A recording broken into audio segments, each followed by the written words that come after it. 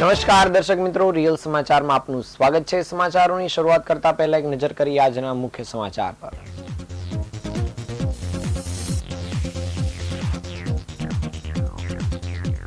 Cyber ક્રાઇમને રોકવા માટે સરથાણામાં શંકાસ્પદ ઓફિસો પર પોલીસના દરોડા।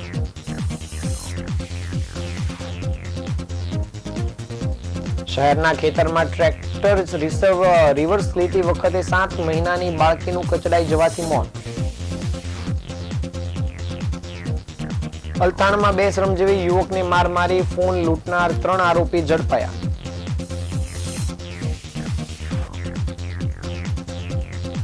સ્પાની આડમાં ચાલતા કૂટણખાના પર પોલીસની રેડ, 5 મહિલા અને 2 ગ્રાહકની ધરપકડ।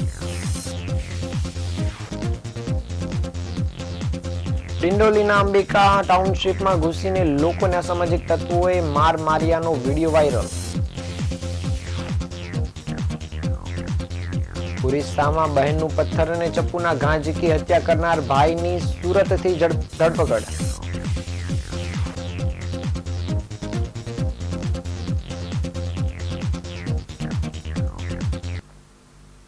સમાચાર વિગતે જોઈએ। સુરતમાં સાયબર ક્રાઇમ દિવસે ને દિવસે વધી રહ્યો છે, જેને રોકવા માટે પોલીસ દ્વારા કમર કસવામાં આવી છે।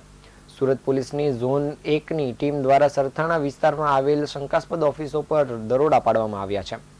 દરમિયાન સરથાણા વિસ્તારમાં એક ઓફિસમાંથી ગેરકાયદેસર પ્રવૃત્તિ થતી હોવાનો શક્યતાના આધારે કાર્યવાહી કરવામાં આવી હતી, જેમાં પોલીસને 400 જેટલા ક્રેડિટ કાર્ડ અને 20 બેંક એકાઉન્ટની પાસબુક મળી આવી હતી। સુરત અને યોગીચક વિસ્તારમાં આવેલ શોપિંગ મોલ્સ અને ઓનલાઈન બિઝનેસ કરતી ઓફિસમાં પોલીસે સરપ્રાઇઝ વિઝિટ કરી હતી। આ દરોડા દરમિયાન પોલીસને સાયબર ક્રાઇમની પ્રવૃત્તિઓ અને ડુપ્લિકેશન જેવી ગેરકાયદેસર પ્રવૃત્તિઓ મળી આવી છે। યોગી ચોકના પવિત્રા પોઈન્ટમાં આવેલી એક ઓફિસમાંથી પોલીસને ચોંકાવનારી માહિતી મળી છે અને આ ઓફિસમાંથી 400 જેટલા ક્રેડિટ કાર્ડ અને 20 જેટલા બેંક એકાઉન્ટની પાસબુક મળી આવ્યા છે। 10 જેટલા પેમેન્ટ ગેટવે પણ મળ્યા છે। આમ લોકો પૈસાની સ્કીમ કરતા હતા અને વ્યાજ પર રૂપિયા ફેરવતા હોવાની આશંકા છે। આ સિવાય ઓફિસમાંથી 3 શંકાસ્પદ વ્યક્તિઓની પણ ધરપકડ કરવામાં આવી છે। પોલીસે આ તમામ વસ્તુઓ કબજે કરી ત્રણેયની પૂછપરછ શરૂ કરી છે। આ અંગે વધુ વાત કરતા ડીસીપી આલોક કુમારે જણાવ્યું હતું કે સુરતમાં સાયબર ક્રાઇમના બનાવોને રોકવા માટે પોલીસ દ્વારા સતત પ્રયાસો કરવામાં આવી રહ્યા છે અને આ દરોડા દ્વારા પોલીસે સાયબર ક્રાઇમના નેટવર્કને તોડવાનો પ્રયાસ કરી રહ્યું છે।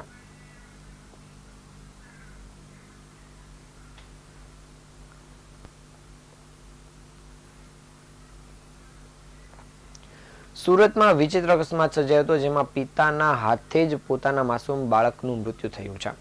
પિતા ખેતરમાં ટ્રેક્ટર રિવર્સ લઈ રહ્યા હતા, તે દરમિયાન માસૂમ બાળકી કચડાઈ ગઈ હતી, જેથી પરિવારમાં શોકનું મોજું ફરી વળ્યું છે। બાળકીના મોતને લઈને પોલીસે અકસ્માત મોતનો ગુનો નોંધી તપાસ શરૂ કરી છે।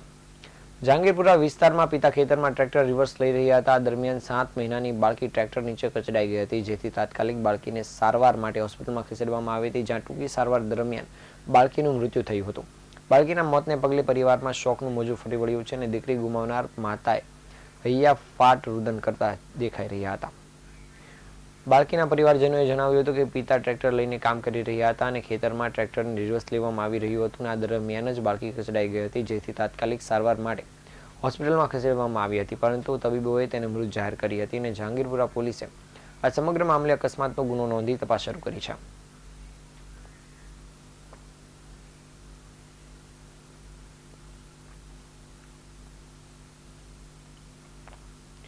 અલથાણ વિસ્તારમાં આવેલી સ્વર સંગીની બિલ્ડિંગ પાસેથી પગપાળા જઈ રહેલા 2 શ્રમજીવીને માર મારી 18,000 રૂપિયાના મોબાઈલ ફોનની લૂંટ ચલાવવામાં આવી હતી, જેમાં પોલીસે સગીર સહિત 3 લૂંટારોની ધરપકડ કરી છે।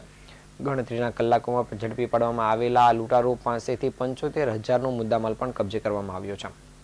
પોલીસ પાસેથી મળતી વિગત મુજબ મૂળ બિહારના વતની અને એવા કેકુકુમાર લલિત મહંતો અને ઇન્દ્ર નારાયણસિંહ ભરથાણા બરહરી મોહલ્લા હરપતિવાસમાં રહે છે અને મજૂરી કામ કરીને ગુજરાન ચલાવે છે અને શનિવારે રાત્રે 12:30 વાગ્યે સ્વર સંગીની પાસેથી પગપાળા પસાર થઈ રહ્યા હતા, દરમિયાનમાં બાઇક પર સવાર થઈને 3 અજાણ્યાઓ આવ્યા હતા અને બંને મિત્રોને ઊભા રાખી માર માર્યો હતો અને ડિસમિસ બતાવીને ફેકુકુમાર પાસેથી 10,000નો મોબાઈલ ફોન અને ઇન્દ્રનારાયણ પાસેથી 8,000નો મોબાઈલ ફોન લૂંટી લીધો હતો।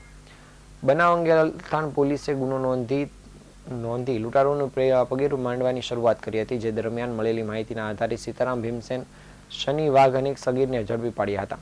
પોલીસે આરોપીઓ પાસેથી 5 મોબાઈલ ફોન અને ડિસ્મિસ મળી કુલ 75,000નો મુદ્દામાલ કબજે કર્યો છે. હાલ પોલીસે આ લૂંટારૂઓને લઈને આગળની કામગીરી પણ શરૂ કરી છે.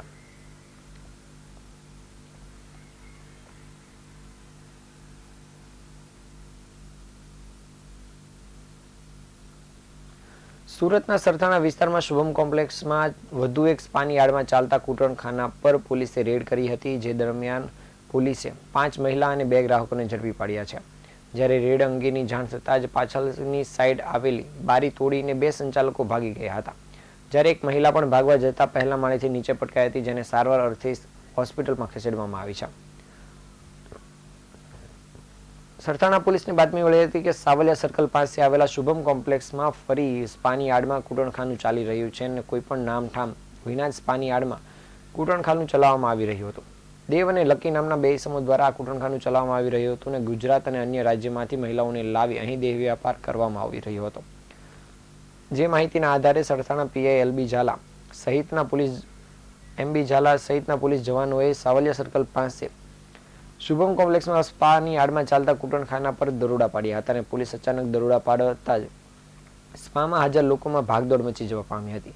સ્પાના પાછળના ભાગે બારીમાંથી 2 સંચાલક અને એક યુવતી કૂદીને ફરાર થવા જઈ રહ્યા હતા, ત્યારે યુવતીને પોતાનું બેલેન્સ ગુમાવતા જમીન પર નીચે પટકાયા હતી અને યુવતીના પગ તૂટી ગયા હતા, જ્યારે 2 સંચાલક ભાગી જવામાં સફળ થયા હતા.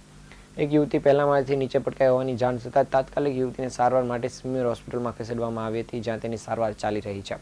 જ્યારે આ દરોડામાં ઇજાગ્રસ્ત 5 મહિલા સહિત 2 ગ્રાહકોની પણ ધરપકડ કરવામાં આવી છે, જેમાં 5 મહિલાઓને દેહ વ્યાપારના ધંધામાંથી મુક્ત કરવામાં આવી છે, જ્યારે 2 ગ્રાહકોને ઝડપી પાડવામાં આવ્યા છે. અને બનાવ સંદર્ભે સરથાણા પોલીસ દ્વારા ગુનો નોંધીને તપાસ શરૂ કરવામાં આવી છે. જ્યારે આ કૂટણખાનાના સંચાલક દેવ અને લકીને વોન્ટેડ જાહેર કરીને તપાસ કામગીરી શરૂ કરાઈ છે. અત્રે ઉલ્લેખનીય છે કે શુભમ કોમ્પ્લેક્સમાં સરથાણા પોલીસ દ્વારા આ પહેલા પણ 2 રેડ પાડવામાં આવી હતી અને પહેલા માળે કોમ્પ્લેક્સના બંને સાઈડ સ્પા ચાલી રહ્યા છે અને જમણી બાજુ એકવાર રેડ કર્યા બાદ આ સ્પાની યાર્ડમાં ચાલતું કૂટણખાનું બંધ થઈ ગયું હતું, જ્યારે ડાબી બાજુ ચાલતા સ્પામાં આવેલા પણ રેડ પાડવામાં આવી હતી. જો કે 10 દિવસ પહેલા ફરી સ્પાની યાર્ડમાં કૂટણખાનું ચાલુ થઈ ગયું હતું અને ભાડેથી ચાલતા આ કૂટણખાનાના નામ માલિક પર કાર્યવાહી કરવામાં આવે તેવી શક્યતા જોવાઈ રહી છે.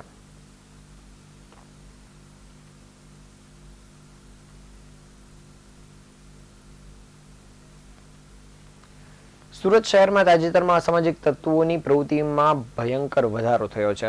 જ્યાં ને ત્યાં અસામાજિક તત્વો દ્વારા દાદાગીરી કરીને લોકોને મારવાની સાથે ડરાવવા અને ધમકાવવાની પ્રવૃત્તિઓ ચાલી રહી છે.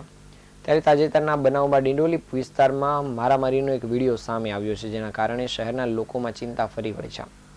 આ વિડીયોમાં આશરે 10 જેટલા લોકો 2-3 વ્યક્તિઓ પર લાકડીઓ અને હથિયારોથી હુમલો કરતા નજરે પડી રહ્યા છે. આ વિડીયો અંબિકા ટાઉનશીપનો હોવાનું માનવામાં આવી રહ્યું છે અને હાલ ડિંડોલી પોલીસે આ મામલે વધુ તપાસ કામગીરી શરૂ કરી છે અને દોષિતોને પકડવા માટે પ્રયાસ કરી રહી છે.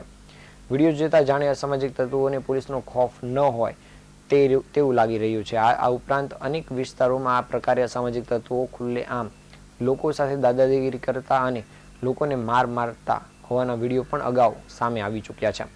અસામાજિક તત્વોને પોલીસનો ખોફ ન હોય તેવા દ્રશ્યો દેખાઈ રહ્યા છે.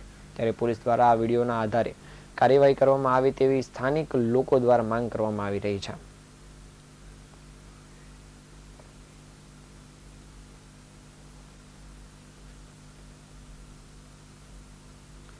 વાસી ઉત્તરાયણના દિવસે ઓડિશામાં ઘરમાં જ ખૂની ખેલ ખેલનાર યુવક ટ્રેન મારફતે સુરત આવતા કાપોદ્રા પોલીસ દ્વારા તેને ઝડપી પાડવામાં આવ્યો હતો. સુરતથી બહેનની હત્યા કરવા માટે ભાઈ 1560 કિલોમીટર દૂર ઓડિશા પહોંચ્યો હતો અને બહેનના ગામમાં આડા સંબંધ હોવાની શંકામાં ભાઈએ પથ્થર અને ચપ્પુના ઘા મારી હત્યા કરી નાખી હતી. આ હત્યાને જોઈ જનાર માતાને પણ તેણે ધમકી આપી હતી અને તે સુરત ભાગી આવ્યો હતો, જ્યાં પોલીસે તેની ધરપકડ કરી હતી.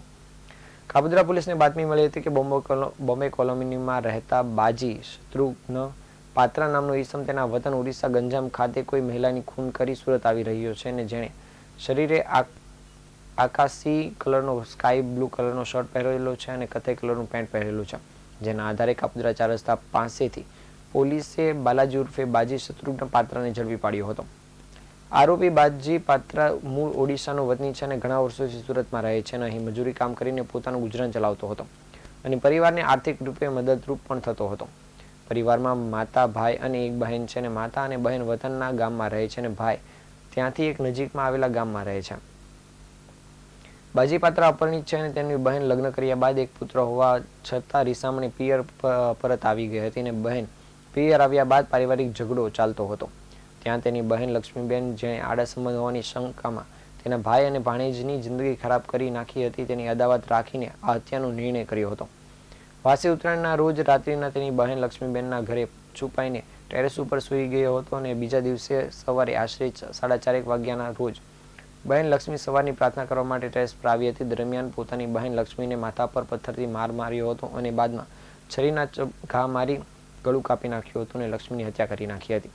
જે હત્યા બાદ જે સમગ્ર ઘટના માતા પણ જોઈ ગયા હતા અને તે માતાને પણ તેણે ધમકી આપી હતી. જ્યારે બહેનની હત્યા કર્યા બાદ આરોપી ભાઈ વતનથી પુરી પહોંચ્યો હતો અને ત્યારબાદ પુરીથી ટ્રેનમાં બેસીને સુરત આવી ગયો હતો. 1516 કિલોમીટર દૂર બહેનની હત્યા કરવા જનાર ભાઈને કાપોદ્રા પોલીસે ઝડપી પાડ્યો છે અને કાપોદ્રા પોલીસ દ્વારા આરોપીને ઓરિસ્સા પોલીસને સોંપવામાં આવ્યો છે.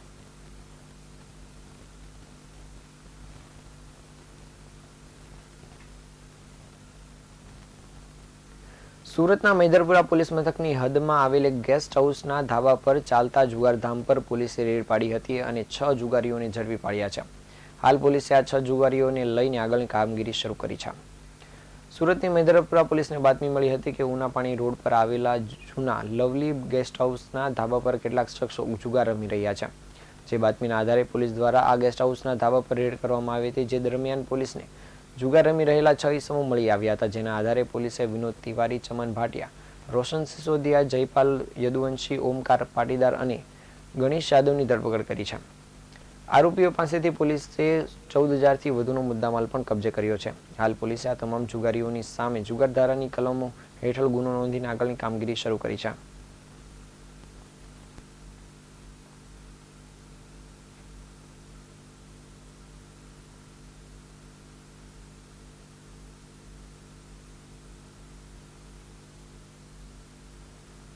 સમાચારના અંતે ફરી એકવાર નજર કરીએ આજના મુખ્ય સમાચાર પર.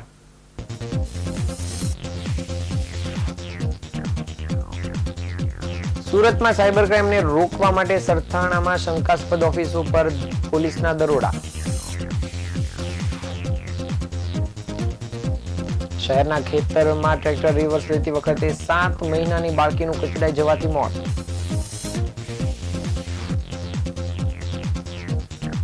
અલથાણમાં 2 શ્રમજીવી યુવકને માર મારી ફોન લૂંટનાર 3 આરોપી ઝડપાયા.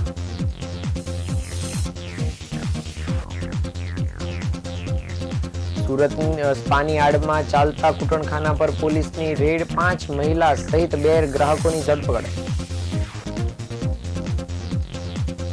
ડિંડોલીના અંબિકા ટાઉનશીપમાં ઘૂસીને લોકોને અસામાજિક તત્વોએ માર માર્યાનો વિડીયો વાયરલ.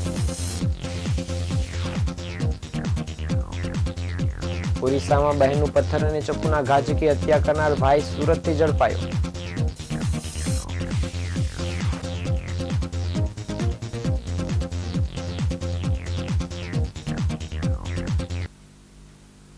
આ હતા આજના સમાચાર. નવા સમાચાર સાથે ફરી મળીશું. ત્યાં સુધી રજા આપશો. નમસ્કાર.